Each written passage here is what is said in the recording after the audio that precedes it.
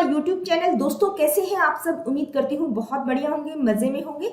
तो जैसा कि आप सभी जानते हैं, हमने केवीएस पेडागोजी से रिलेटेड एक सीरीज स्टार्ट की है जो कि टीजीटी, पीजीटी और पीआरटी सभी पोस्ट के लिए बहुत ही इंपॉर्टेंट है।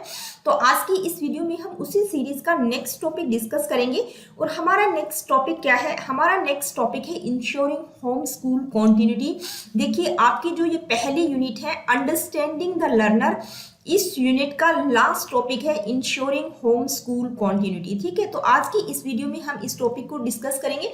बिल्कुल नया टॉपिक डाला है, और जहां तक मैं समझ पा रही हूँ, क्योंकि ये जो टॉपिक है ये कोविड-19 के बाद इंक्लूड किया गया है। ठीक है, क्योंकि वही टॉपिक है कि भाई बच्चा जब आपका घर पर है तो आप किस तरह से इंश्योर होंगे कि घर पर उसकी जो स्कूलिंग है वो बिल्कुल कॉन्टिन्यूटी में चलती रहे। तो ये मेनली आपका टॉपिक है।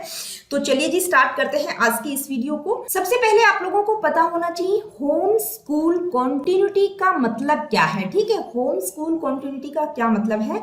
तो एक एबिलिटी होती है to continue educating children at home without interruption और लॉस ऑफ प्रोग्रेस, यानी कि ऐसी योग्यता जहां पर आपका बच्चा घर पर है, उसकी स्कूलिंग घर पर चल रही है। तो जब उसकी एजुकेशन, उसकी स्कूलिंग घर पर ही चल रही है, तो उसकी स्कूलिंग या उसकी लर्निंग में किसी प्रकार का कोई इंटरप्शन ना हो, बिना किसी बाधा के उसकी जो लर्निंग है वो कॉन्टिन्यूटी में चलती रहे। अब होम स्कूल कॉन्टिन्यूटी कब इंपॉर्टेंट हो जाती है? देखिए, दो रीजन हो सकते हैं। या तो कुछ फैमिलीज ऐसी होती हैं जो अपने बच्चे के लिए होम स्कूलिंग को चूज करते हैं, यानी कि कुछ रेयर ही फैमिलीज हम कहेंगे, इंडिया में तो ऐसा देखने को होता नहीं है, लेकिन कुछ एक बिजनेस फैमिलीज हो सकती हैं जो चाहती हैं कि अपने बच्चे को वो घर पे ही एजुकेशन दे जब तक पॉसिबल हो सकता है। तो एक तो रीजन ये हो सकता है। दूसरा रीजन क्या हो सकता है होम स्कूल कॉन्टिन्यूटी का, यानी कि होम स्कूलिंग बच्चे की दूसरा रीजन मेनली क्या होगा कि भाई कोई अनएक्सपेक्टेड इवेंट हो गया, जैसे कोई पैंडेमिक, नेचुरल डिजास्टर या कुछ पर्सनल इमरजेंसी के कारण बच्चे की जो स्कूलिंग है वो घर पर चल रही है। तो आप उस टाइम पीरियड पर क्या क्या स्टेप्स हो सकते हैं, कौन कौन सी बातों का ध्यान रखना बहुत जरूरी है, उसके लिए आप किस तरह से इंश्योर करेंगे कि भाई आपके बच्चे की जो स्कूलिंग घर पर चल रही है वहां पर किसी प्रकार का कोई इंटरप्शन ना हो। तो देखिए, कोविड-19 जब आया तो हम सब इस सिचुएशन से गुजर चुके हैं, और उसके बाद ही ये टॉपिक जो है केवीएस पेडागोजी में इंक्लूड भी किया गया है कि ऐसी भी सिचुएशन आ सकती है कि बच्चा जब घर पर है, घर पर उसकी लर्निंग हो रही है, तो कौन कौन से स्टेप होने चाहिए, किन किन बातों का ध्यान रखना चाहिए। तो मेनली क्या क्या स्टेप्स हो सकते हैं, वो स्टेप्स मैं यहाँ आप लोगों को बताऊंगी कि कौन कौन से स्टेप हो सकते हैं जब बच्चा आपका घर पर है, घर पर उसकी स्कूलिंग है, तो किन किन चीजों का ध्यान रखना जरूरी है। तो पहला स्टेप है डेवलप अ कंटिजेंसी प्लान। देखिए, एक कंटिजेंसी प्लान हर एक के दिमाग में होना चाहिए कि भाई अगर इस प्रकार का कोई अनएक्सपेक्टेड इवेंट आ जाए अचानक से, तो एक कंटिजेंसी प्लान, हर एक के पास एक बैकअप प्लान होना चाहिए। नेक्स्ट स्टेप है इन्वेस्ट इन टेक्नोलॉजी। कोविड-19 में हम सब झेल चुके हैं। देखिए, जैसे कुछ पेरेंट्स जिनके पास सिर्फ एक ही फोन होता है, मदर के पास एक है, फादर के पास एक है, तो बच्चे 2 या 3 हैं, तो किस तरह से वो स्टडी करेंगे? उनकी ऑनलाइन क्लासेस एक टाइम पर जब चल रही हैं, तो बहुत जरूरी हो जाता है कि भाई टेक्नोलॉजी में भी इन्वेस्ट करना पड़ेगा। बच्चों के पास क्या होना चाहिए? लैपटॉप, टैबलेट होना चाहिए, ताकि उनकी जो लर्निंग है वो कंटिन्यूटी में चलती रहे। साथ ही एक रिलायबल इंटरनेट कनेक्शन होना चाहिए, क्योंकि अगर इंटरनेट कनेक्शन आपने अच्छा नहीं ले रखा है तो उसके कारण भी बहुत ज्यादा इंटरप्शन होता है, और हुआ है, ये हम सब ने देखा है। नेक्स्ट स्टेप क्या है? देखिए, नेक्स्ट स्टेप है इस्टेब्लिश अ रूटीन, यानी कि बच्चे जब घर पर है तो एक रूटीन उनका बना होना चाहिए कि कब उनकी लर्निंग होगी, और उसके प्रति बिल्कुल स्ट्रिक्ट रहना पड़ेगा, पेरेंट्स को डिसिप्लिन रहना पड़ेगा। नेक्स्ट है कम्युनिकेट विद टीचर्स, यानी कि जब बच्चे घर पर हैं तो उनकी टीचर्स के टच में रहना बहुत जरूरी है, ताकि बच्चे की जो भी असाइनमेंट, जो भी एक्सपेक्टेशंस हैं, उनके बारे में आप अप टू डेट रह पाए। नेक्स्ट स्टेप है इंक्रीज सेल्फ मोटिवेशन, यानी कि बच्चे को सेल्फ मोटिवेशन, यानी कि वो खुद अभी प्रेरित रहे, इस तरह से आपको उसको इंक्रेज करना है, ताकि वो अपनी लर्निंग और अपनी प्रोग्रेस के बारे में खुद अपनी रिस्पॉन्सिबिलिटीज खुद लेना सीखे। ठीक, नेक्स्ट है फोस्टर अ स्पोर्टिव इन्वायरमेंट। देखिए, घर का माहौल बहुत अच्छा होना चाहिए, क्योंकि स्पोर्टिव होना चाहिए, पॉजिटिव होना चाहिए, ताकि होम स्कूलिंग के दौरान बच्चे को किसी प्रकार का कोई इंटरप्शन ना हो। नेक्स्ट है स्टे ऑर्गेनाइज। देखिए, ऑर्गेनाइज रहना बहुत जरूरी है, क्योंकि अगर पेरेंट्स को पता ही नहीं होगा कि बच्चा कर क्या रहा है, टीचर कब क्या होमवर्क दे रही है, क्योंकि सब कुछ ऑनलाइन चल रहा था कोविड-19 में, हम सब ने देखा। तो अगर कुछ पेरेंट्स जैसे पढ़े लिखे नहीं है तो उनके बच्चे गलत डायरेक्शन की तरफ भी जा सकते हैं। तो इस तरह से ऑर्गेनाइज रहना जरूरी है, ताकि जो भी टीचर असाइनमेंट दे रही है या कोई ड्यू डेट्स हैं या अदर इंपॉर्टेंट इन्फॉर्मेशन हो सकती है जो टीचर के द्वारा दी जाती है, तो उनके बारे में आपको ऑर्गेनाइज रहना जरूरी है। तो ये कुछ इंपॉर्टेंट स्टेप्स हैं जिनको ध्यान में रखते हुए आप इंश्योर हो सकते हैं होम स्कूल कंटिन्यूटी के बारे में, यानी कि जब बच्चा आपका घर पर है तो आप उस टाइम इंश्योर हो सकते हैं अगर आपने ये सारे स्टेप्स अपनाए तो। ठीक है, इसके अलावा कुछ पेरेंट्स के लिए भी गाइडलाइंस हैं। पेरेंट्स को और कुछ इंपॉर्टेंट चीजों का ध्यान रखना बहुत जरूरी है जब उनका बच्चा घर पर ही है और घर पर ही उसकी स्कूलिंग चल रही है। क्या क्या हो सकते हैं?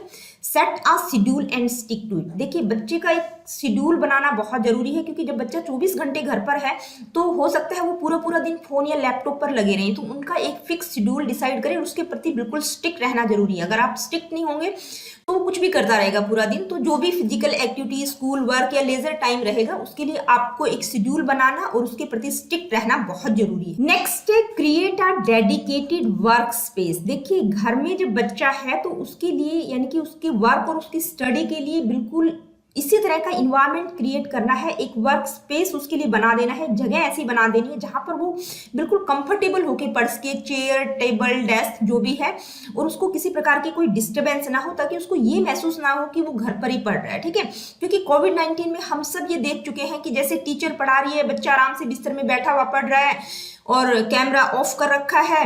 ठीक है, कभी माइक ऑफ कर देते हैं, टीचर कुछ पूछ रही है तो बच्चे बता नहीं रहे। तो बिल्कुल प्रॉपर होना चाहिए सब कुछ, यानी कि एक डेडिकेटेड वर्क स्पेस होना चाहिए और बच्चा कंफर्टेबली वहां पर आराम से पढ़ सके, उसको किसी प्रकार का कोई इंटरप्शन नहीं होना चाहिए। नेक्स्ट स्टेप क्या हो सकता है? फोस्टर इंडिपेंडेंट लर्निंग, यानी कि अपने बच्चे को इंडिपेंडेंट लर्निंग के लिए बढ़ावा दे, ताकि वो अपनी जो लर्निंग और अपनी जो भी अपॉर्चुनिटीज है उसकी रिस्पॉन्सिबिलिटी वो खुद ले। इससे क्या होगा कि बच्चे में कॉन्फिडेंस का डेवलपमेंट होता है। ठीक है, नेक्स्ट है मेंटेन कम्युनिकेशन विद टीचर। ये मैं पीछे भी बता चुकी हूँ कि भाई पेरेंट्स को टीचर के टच में रहना बहुत जरूरी है, ताकि उनके बच्चे के बारे में जो भी कुछ क्वेश्चन, क्वेरीज या कुछ इश्यूज हो सकते हैं वो उनको पता रहे। नेक्स्ट है यूज टेक्नोलॉजी इफेक्टिवली। देखिए, पेरेंट्स को टेक्नोलॉजी का यूज भी करना आना चाहिए, कि यानी कि बच्चे की जब ऑनलाइन टीचिंग चल रही है, उसकी लर्निंग ऑनलाइन हो रही है, तो जो भी ऑनलाइन एजुकेशनल रिसोर्सेज और वर्चुअल लर्निंग प्लेटफॉर्म से उसके बारे में पेरेंट्स को नॉलेज होना बहुत जरूरी है। देखिए, वर्चुअल लर्निंग प्लेटफॉर्म्स का मतलब डिजिटल एजुकेशन की बात यहाँ हम कर रहे हैं। ठीक है, जो ऑनलाइन टीचिंग हो रही है उसके बारे में हम बात कर रहे हैं। वर्चुअल लर्निंग प्लेटफॉर्म्स, उनके बारे में पेरेंट्स को पता होना चाहिए। नेक्स्ट स्टेप है इंक्रेज अ ग्रोथ माइंडसेट, यानी कि बच्चे को ग्रोथ माइंडसेट के लिए इंक्रेज करना है, यानी कि उसके प्रति पॉजिटिव एटीट्यूड रखना चाहिए। पेरेंट्स को उसकी गलतियों के बारे में बार बार उसको इरिटेट करना, डांटना, फटकारना नहीं चाहिए, यानी कि उसको बल्कि समझाना है कि भाई जो गलतियां होती हैं वो अपॉर्चुनिटीज प्रदान करती है ग्रोथ और डेवलपमेंट के लिए, वृद्धि और विकास के लिए एक तरह से अपॉर्चुनिटीज होती है, मिस्टेक्स, यानी कि जो इंसान होता है वो गलतियों से बहुत कुछ सीखता है। ठीक है, तो ग्रोथ माइंडसेट के लिए बच्चे को इंक्रेज करना बहुत जरूरी है। बैलेंस स्क्रीन टाइम बहुत ही इंपॉर्टेंट है, क्योंकि कोविड-19 में हम सब ने देखा कि बच्चे पूरा पूरा दिन फोन, टैबलेट, लैपटॉप पर बैठे हुए हैं। तो स्क्रीन का जो टाइम पीरियड हो वो बिल्कुल फिक्स होना चाहिए कि भाई टीवी या लैपटॉप पर कितना टाइम आपको रहना है। इसके अलावा जो है, क्योंकि अगर पूरा दिन बच्चा रहेगा तो उसकी आइज के लिए भी बहुत एक रिस्की फैक्टर रहेगा, तो उसकी फिजिकल एक्टिविटीज, लेजर टाइम, इन सब का टाइम पीरियड फिक्स होना चाहिए। ठीक है, तो स्क्रीन पर पूरा पूरा दिन बच्चों को नहीं बिताना है, बहुत जरूरी पॉइंट है। नेक्स्ट है take break and prioritise self care, यानी कि टाइम टू टाइम ब्रेक भी लेना है, कि भाई जब बच्चे की स्कूलिंग घर पे ही चल रही है तो ये नहीं कि पूरा पूरा दिन वो फोन पे है या स्टडी में लगा हुआ है या कुछ और कर रहा है। तो हर चीज का टाइम पीरियड फिक्स होना चाहिए और अपनी सेल्फ केयर को प्रायोरिटीज पर रखना, यानी कि कब खाना है, पीना है, सोना है, ये सारी चीजें, सारा रूटीन बिल्कुल फिक्स होना चाहिए। नेक्स्ट है प्रोवाइड इमोशनल सपोर्ट। देखिए, पेरेंट्स के लिए बहुत ही इंपॉर्टेंट पॉइंट, कि बच्चा जब घर पर है, घर पर उसकी स्कूलिंग है, तो बहुत जरूरी है इमोशनल सपोर्ट, यानी कि बच्चे को पेरेंट्स समझे, क्योंकि ये बहुत ही चैलेंजिंग टाइम होता है जब बच्चे की स्कूलिंग घर पर होती है, पेरेंट्स के लिए भी और बच्चे के लिए भी। तो इस टाइम पीरियड में बहुत जरूरी है कि बच्चे को इमोशनल सपोर्ट मिले। तो ये कुछ इंपॉर्टेंट पॉइंट्स हमने यहाँ डिस्कस किए कि पेरेंट्स को किन किन बातों का ध्यान रखना चाहिए जब उनके बच्चे की स्कूलिंग घर पर चल रही है। तो देखिए, यहाँ पर हमने कॉमन गाइडलाइंस की बात की है, जरूरी नहीं है, क्योंकि हम सभी जानते हैं every child and every family is unique. तो हर इंडिविजुअल की जो भी नीड, सर्कमस्टांसेस होती हैं वो बिल्कुल डिफरेंट होती है, उनके घर का माहौल डिफरेंट होता है। तो ये हम नहीं कह सकते कि ये हर पेरेंट और हर बच्चे के लिए बिल्कुल सही बैठेंगी, तो इनमें कुछ अडेप्टेशन किया जा सकता है। तो ये कुछ कॉमन बातें हैं जो कि हम 90% मानकर चलते हैं। ठीक है, तो ये वो गाइडलाइंस हैं जो कि हम 90% मानकर चलते हैं, बाकी हर बच्चा, हर पेरेंट बिल्कुल डिफरेंट होता है। तो इन गाइडलाइंस में कुछ एडेप्टेशन किया जा सकता है जो उनके परिवार और उनके बच्चे के लिए सही हो। तो देखिए ये बिल्कुल छोटा सा ही टॉपिक था, इंश्योरिंग होम स्कूल कॉन्टिन्यूटी, यानी कि कौन कौन से स्टेप हो सकते हैं भाई जब बच्चा घर पर है और पेरेंट्स को किन किन बातों का ध्यान रखना चाहिए। और अगर आप लोग इस टॉपिक को बिल्कुल डिटेल में समझना चाहते हैं, पढ़ना चाहते हैं, तो मिनिस्ट्री ऑफ एजुकेशन की जो वेबसाइट है उस पर अगर आप इस टॉपिक को डालेंगे, गूगल में सर्च करेंगे तो एक 41 पेजेस का आर्टिकल निकल कर आएगा, उसको आप पढ़ लीजिएगा बिल्कुल डिटेल में आप पढ़ना चाहते हैं। अदरवाइज टेलीग्राम चैनल पर मैं उस पीडीएफ को शेयर कर दूंगी, अगर आप लोग इंटरेस्टेड हैं तो कमेंट करके मुझे बता दीजिएगा। तो उस वेबसाइट पर जो है उसमें जो है प्रज्ञाता गाइडलाइन भी दी गई है। प्रज्ञाता गाइडलाइन यानी कि कुछ गाइडलाइंस है पेरेंट्स और बच्चों के लिए कि जब बच्चा जो है उसकी डिजिटल एजुकेशन चल रही है, ऑनलाइन एजुकेशन चल रही है, तो कौन कौन सी बातें हो सकती हैं उनको भी आप एक बार देख लीजिएगा। और इसका मतलब भी आपको पता होना चाहिए, पूछा भी जा सकता है कि कौन सी गाइडलाइन मिनिस्ट्री ऑफ एजुकेशन के द्वारा जारी की गई है जब बच्चे की स्कूलिंग घर पर है, तो वो क्या है, प्रज्ञाता गाइडलाइंस।